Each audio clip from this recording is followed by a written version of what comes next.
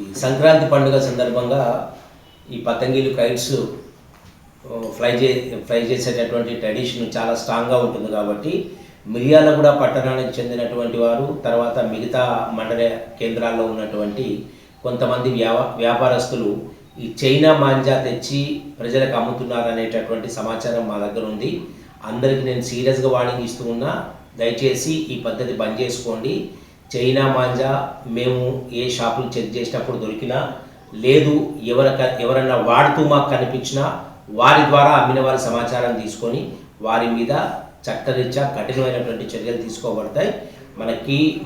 మన బిజినెస్ అది ఎంత ముఖ్యమో ప్రజల రక్షణ, ప్రజల ప్రాణాలు కూడా అంత ముఖ్యం కాబట్టి ఎన్నో అనర్థాలు జరుగుతున్నాయి వీటితోటి.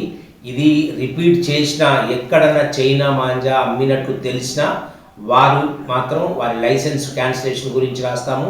అదేవిధంగా వారి మీద క్రిమినల్ కేసులు కూడా పెట్టడం జరుగుతుంది. థ్యాంక్ యూ అండి. ప్రజలందరికీ కూడా విజ్ఞప్తి, ఎవరికైనా ఈ చైనా మాంజా పలానా షాపులో అమ్ముతున్నారనేటటువంటి సమాచారం ఉంటే కైండ్లీ మాకు ఇన్ఫర్మేషన్ ఇవ్వండి, మా సహాయం తీసుకోండి. Thank you.